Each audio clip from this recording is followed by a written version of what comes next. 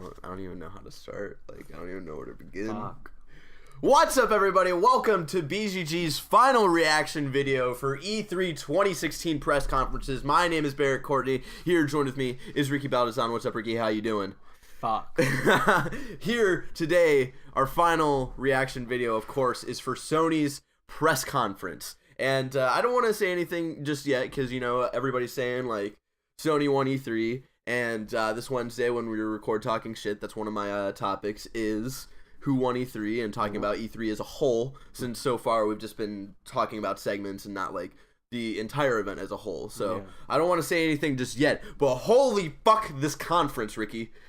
They brought the fucking big guns. They brought the big guns in the simplest of ways, too, of, like, Sean Layden just comes out and he's like, yo, here's just a bunch of fucking video games for an hour, and just, like, left. I think someone else came out, I forget his name, but I know him and I've met him before, which I feel really bad. His name was like Andrew something. Andrew,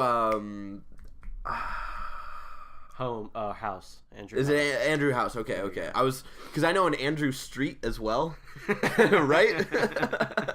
Shout out to Andrew Street if you're ever watching this, and also Andrew House if you're ever watching this. So I just want to say, orchestra opening, fucking really cool. And like once I saw the picture, like I was Lucy O'Brien from IGN like posted a picture of before the conference started of the orchestra, and just from that I was like, oh fuck, this is gonna be a good one. You know, if like you don't get an entire orchestra for a lame ass show, Ricky. Yeah. You don't do that. They were fucking ready. We weren't ready, but they were fucking ready. They were ready to give it to us. I was not fucking ready. NX isn't giving it to us. It's Sony right now. Yeah. So first thing, right off the bat, God of War. Not God of War 4, God of War.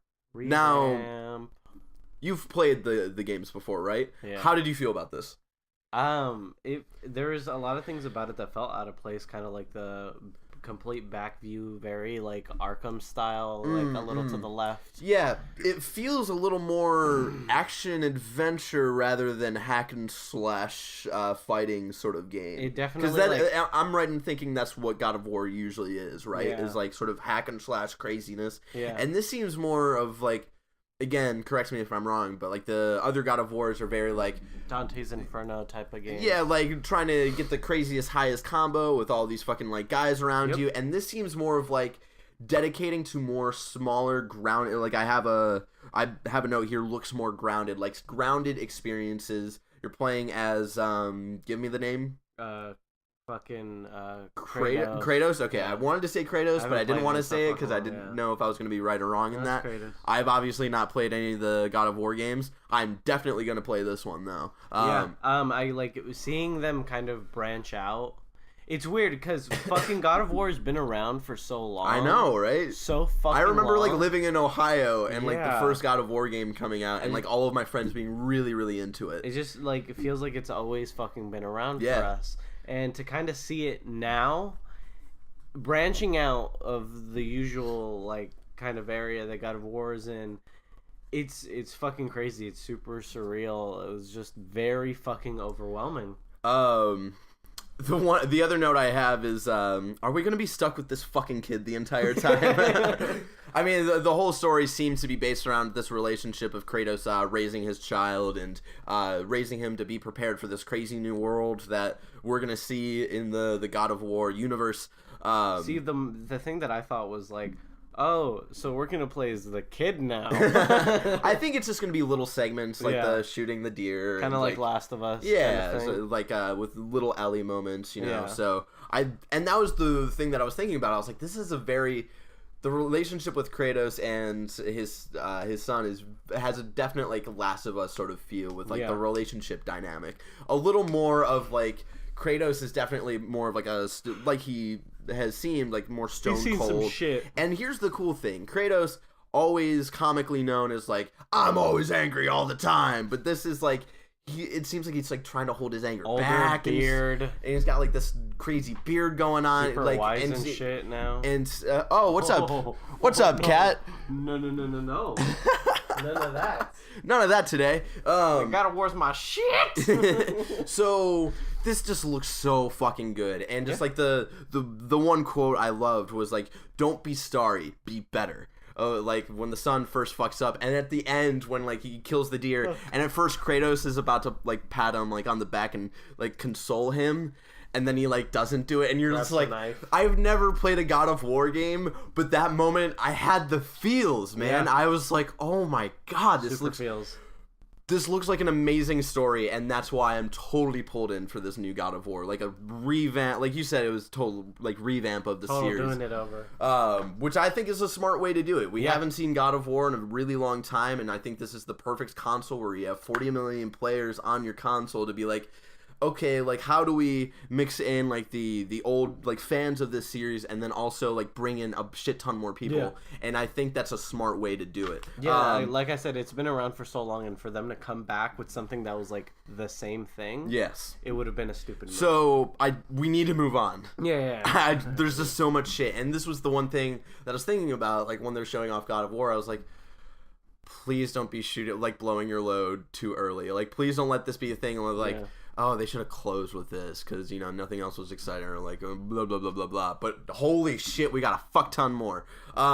We finally got to see what Sony Bend has been working on for what seems like a million years. Days Gone. You're sort of this bounty hunter in a post-apocalyptic world.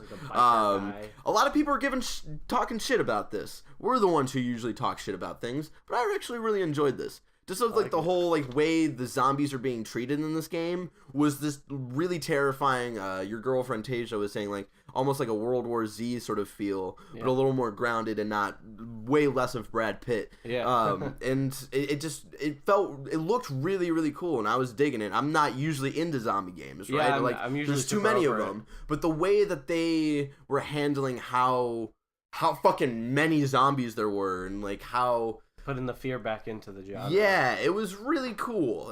So I really liked that. And then we go on. They showed a little bit more of Horizon. February 28th. We know that was the release date. Really liked what we saw. Last year, I wasn't really convinced about Horizon. I was like, all right, I think this is going to be way more RPG centric with like not that much of a focus on story. But this time it seemed like, oh, this actually seems like there's... It reminded me weirdly enough of like Far Cry, of like how Far Cry's stories are handled. I think that's sort of going to be the same way here, and I really liked that. I liked that, you know, there's more of a story going on than I actually thought there was going to be. Just the environmental destruction, the RPG elements, I think weren't too much, because I was talking about this before, where like I'm scared that it's going to be super RPG to the point where I'm like, I don't want to get that shit away from me. But it had a nice focus of like sort of action sort of stuff and RPG, and it just looks and feels right finally to me. Any adding thoughts on Horizon? The weirdest thing was that my favorite part of the Horizon video was where she's fighting this giant fucking thing. I don't even know how to fucking begin to explain it. And she calls that like creature and like hops onto it like while running, like running with it, and then just hops back on. That was really cool. Oh, it's so smooth. It's so fucking smooth. And then we get The Last Guardian, and like now I'm fucking finally excited, just because of like sort of a lot of these trailers were like, there was such an emotional like gravity to all of them that like, I love emotional shit. I love fucking emotional stories, and you know, this entire conference catered to me, for the most part. So just like the more in-depth look we got for Last Guardian, and an official date, October 25th. Yeah, it's like the date fucking got me so hard. Like you walked out of the room and like was like, fuck, finally. And then the other thing I was gonna say was that The Last Guardian is all like environment. I mean, I do give a shit about the storyline and where they're kind of gonna take it, but for the most part, it's just environment for me right now. It's just gorgeous. And then we go on to Detroit. You didn't really know about this game. I didn't. I had no fucking idea. This is Quantum. This Quantum Dream or Break, or what are they?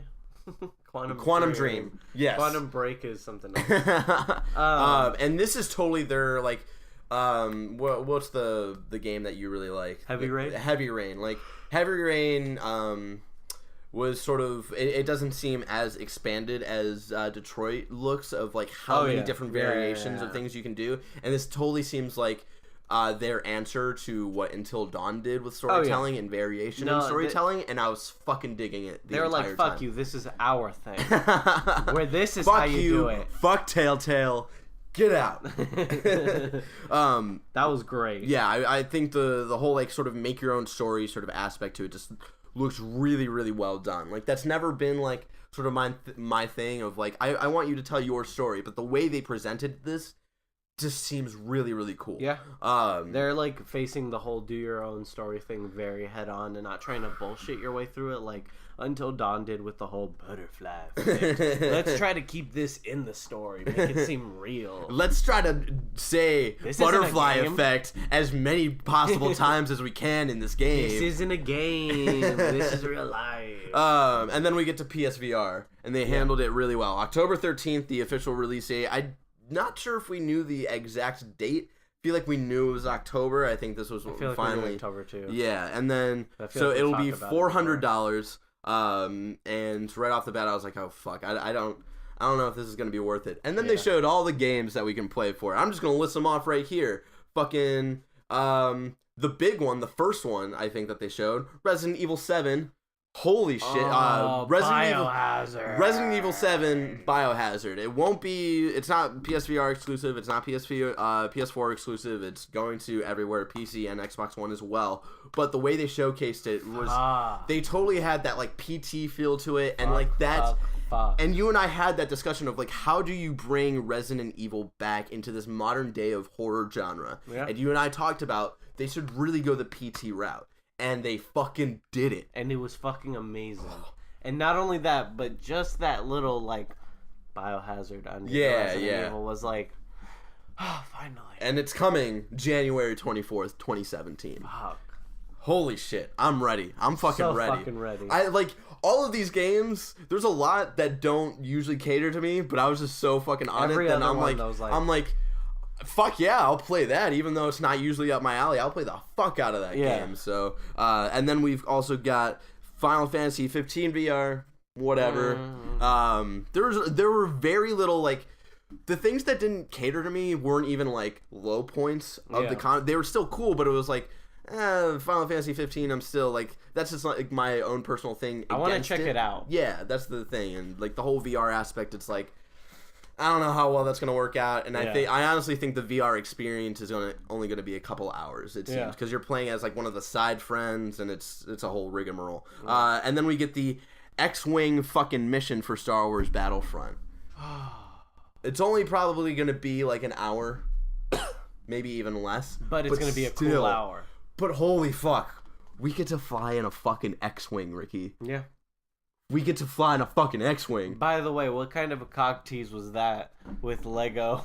Oh yeah, the fucking Star Wars. They started playing the Star Wars theme. And we're like, oh fuck, oh my god, what are they gonna show? And then it was like the Lego, and I think if there's anything that was like a low point of the show, it was Lego, like the Star Wars Lego. It was like hella long too. Oh okay, this is a really long trailer. Yeah, we knew this was coming out already. Cool that the demo's out. They were like, the demo's out now. And it was like, oh, we knew about that a couple hours ago. I already have it downloaded on my PS4. Thanks. Also, for Resident Evil 7, it's been confirmed, demo tonight for PlayStation Plus users. So check that out. Downloading depending on when you're watching this, I have no idea when this is going to be able to go up. Just because of all of the editing bullshit I've had to go through today. So probably going to have to deal with some more after we record this. Anyway... X-Wing. Oh, and then, Farpoint. Farpoint was like the shooter thing. You thought it was Mass Effect. Oh, yeah. Because the gun, the way the gun super looks similar to a Mass Effect gun. But then you reminded me like, no. It still looks like it still looks cool. The way I reminded you is because at first he said like these first couple of games are going to be PlayStation 4 exclusive. Right. I was like, there's no way Mass Effect is not going to be on Xbox One. So. But it still looks cool, though. Yeah, I'm totally excited to check that out. I'm not too sure, like, if it'll be up my alley if it's gonna be something I'm gonna like want to actually buy. But I would like to like try it out. It's pretty cool. Yeah. And then the most important thing, Batman Arkham VR. That was so weird. That was the weirdest thing, and it's coming out in October. Right, I didn't write down the actual month, but it's coming out, I think, within the release window of PSVR. Oh, yeah, it said October. Yeah, okay, yeah. And I have no idea how that's going to work out. I don't know if it's going to be... Out of nowhere. Oh, my God. I straight up thought it was a new Batman game.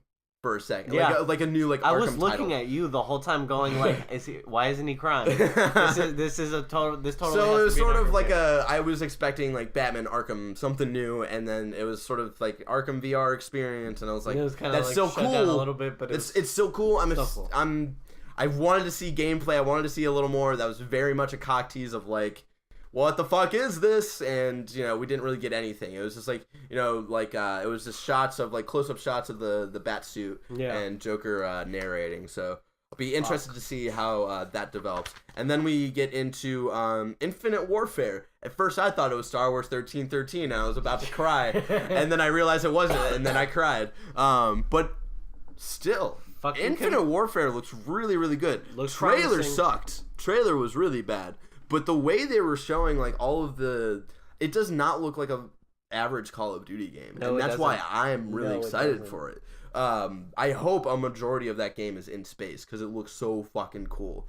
The way, like, the tactical way of, like, going into, like, the enemy ship and, like, doing all of this shit, it didn't seem...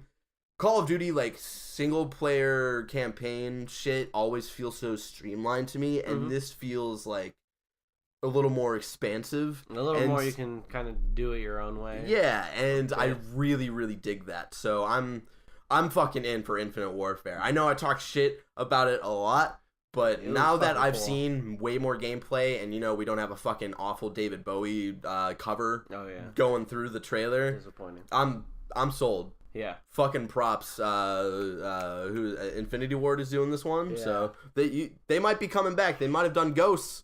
But this might be their apology. But this is probably going to be better. And then also, Kojima-san. Oh, my dude Kojima.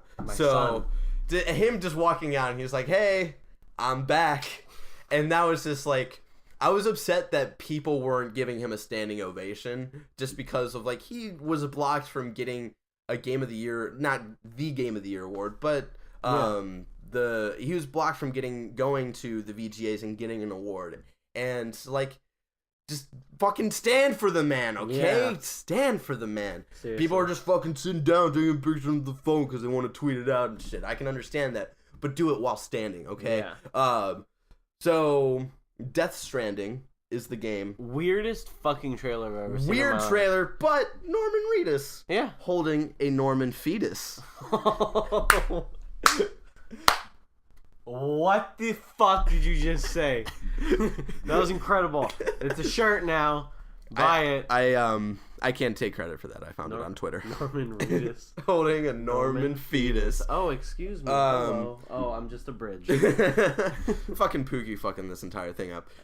Looks weird and cool. I knew we weren't going to see gameplay because they're like, he was in an interview earlier today where he was like, we're closing in on a specific engine to run in. So, I was hoping maybe for a tease of like a little more concept of what the game actually is. Yeah. Other than fucking Norman Reedus standing on a beach and then fucking floating people like in the distance. Yeah. And then it was just like, hey, Death Stranding. And it's fucking weird. It was I just weird. Want to know more.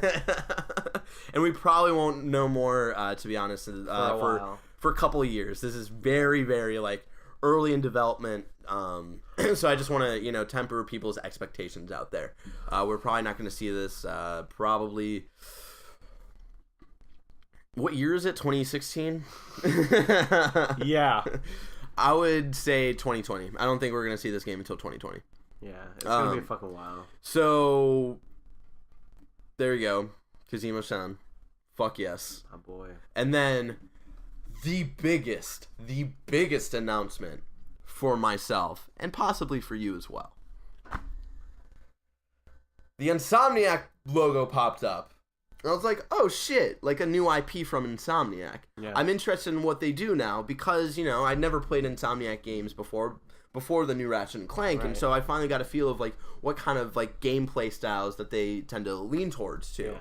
I was like, oh, okay, like I'm totally interested in this. And then the line, whoever was narrating, and when he said, you know, I'm just a kid from Queens, I seriously... Oh, I heard you go, oh. I came a little bit. I literally, like, fell to the ground, which I know might have been a little bit dramatic. Oh, no, it was right for the moment. I passed up a note here. You did, but we'll go back to it. We'll go back to it. We're already in this. We're already in the middle of this, sorry. I like, once you said you know what we skipped. You know, but we'll go back. Yeah. And it's probably better that we end on that. Yeah. Fucking SpiderMan PS4 exclusive video game. People have talked about it. I've been trying to like just hide it away inside because like I wanted it so bad to be true, but I had this feeling like it's probably not. And then like a couple weeks, I found it was confirmed that Activision no longer holds the rights to Spider-Man games anymore. Like that was something that they had to sell like a couple of years ago. So Sony specifically owns the video game rights again. Wow. And when I heard that, I was like, okay, maybe. And it's like just the line of, you know, I'm just a kid from Queens. And we got to see like sort of early what seemed to be in-game and like in-engine sort of what the gameplay is going to look like of like going through fucking buildings and shit. Yeah. You're breaking through the glass, but like PS2 swinging through buildings. Know what I'm saying, son? It's gonna be fucking crazy. That suit, though. Ricky, you don't understand how happy I am. That suit, though. I like the suit. Yeah. At first I was like, oh, okay. The white logo kind of threw me off. Yeah, and then you got the weird, like, sort of blue arm things going up. Kind of going towards, it's like Tim Geddes said. We were listening to Tim Geddes earlier, and he's like a little more towards the MCU version. Yeah. But holy... It's gonna be good. It's gonna...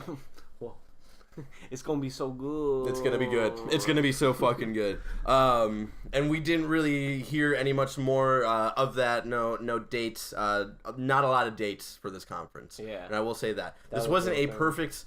I will say this as a teaser for our Who Won E3. This wasn't a perfect conference solely on the fact that 90% of the video games they showed were now in development. There were no dates for God of War, specifically for God of War. I knew when they showed Spider-Man, I was like, all right, they're probably not going to show a date. But for like, let me see here my notes.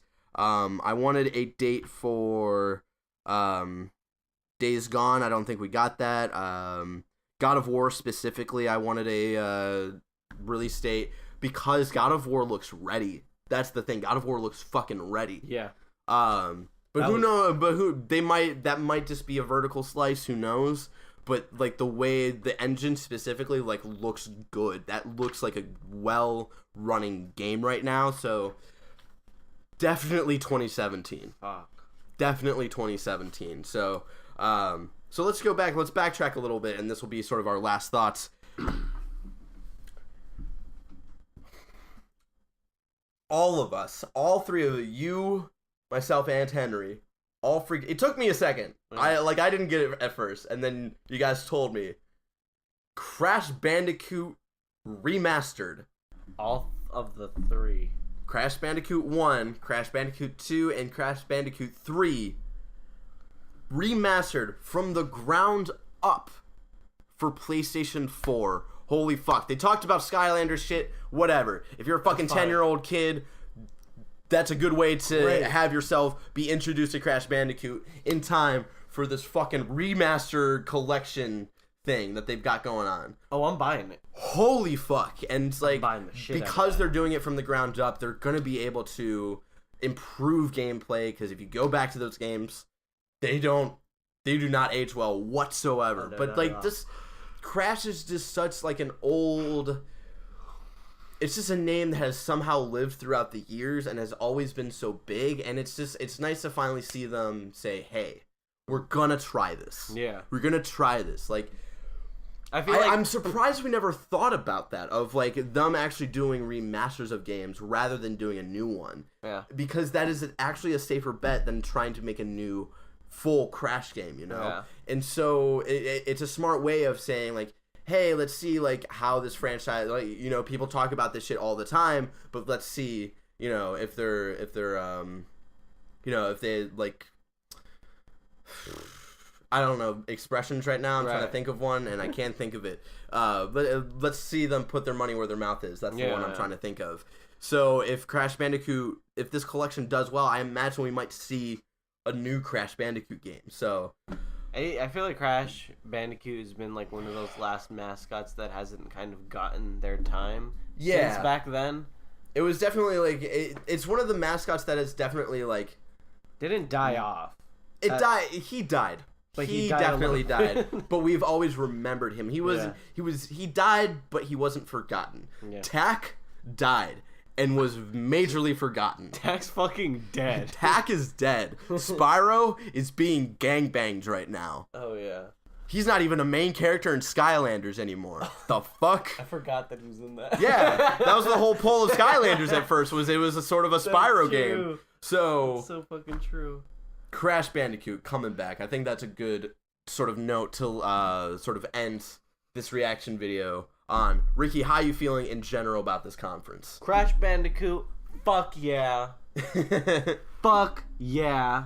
Was it Days Gone? Days Gone. I'm sold. Fuck yeah. I know that's not a popular opinion, but we were feeling it. Here in the B studio of BzG. We were feeling it. I was a huge fan of Sons of Anarchy, so this kind of feels a little Sons of Anarchy, a little Last of Us, a little scary. Yeah. Resident Evil. Yeah. 7. Yep. Biohazard. Yep. I'm gonna cream my pants playing that shit tonight and shit my pants playing that shit tonight. It's fucking awesome. I want to say E3 definitely ended on a crescendo. Oh yeah.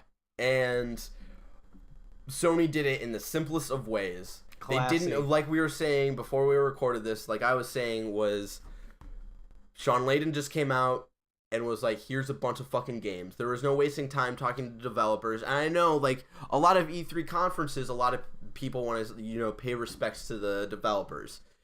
Let's give them respect when they, you know, actually show us what they've got, you know? Like, these are teases of what they might have. But once we actually see and touch these games and experience them, that's when we give the respect. That's the time. Yeah. Not when we gotta, like, get all of this shit out, but then, like, oh, let's bring on a developer who might not be charismatic on stage and might feel really awkward and it's gonna slow the thing down, right? Yeah. It was seriously just Sean Layden saying every once in a while, here's a fuck ton of trailers, and then leaving. And that's how you do a fucking E3 conference. Ladies and gentlemen, thank you so much for joining us for our final E3 reaction video for 2016. What are your thoughts on Sony's E3 press conference this year? You can leave your thoughts in the comments below, or if you want to have a conversation with us, you can tweet your questions and, you know, like conversation points at us. I'm at BanandlerChong. Ricky's at Baldazan96, even though he never uses Twitter. But I'll let him know. Yeah. I'll let him know. I'll see it. I'll see that shit. And if you want to just tweet at us collectively, we're collectively at Bayazona Gamers if you want to check that out. Also, tweet at Henrysaurus. Henry isn't here, but I'm sure he would also love to have a conversation with you as well about how Sony went and your thoughts on Sony. Ricky, thank you so much for being here today. Thank you. These last 24 hours have been fucking crazy. There were some low points. There were some points where we fell asleep during a 10-hour Ubisoft conference. Oh my fucking god, I could not. But it was all worth it. Yeah. It was all fucking worth it. Oh yeah. Tim Geddes is probably crying down the street. He's crying. He's crying. Blocks. He's not a couple of blocks, but down there, down that way. He's crying his poor little heart out because they saved the Bandicoot. They saved him. Ladies and gentlemen, thank you so much for joining us for our E3 Sony press conference reaction video. And until next time, stay nerdy.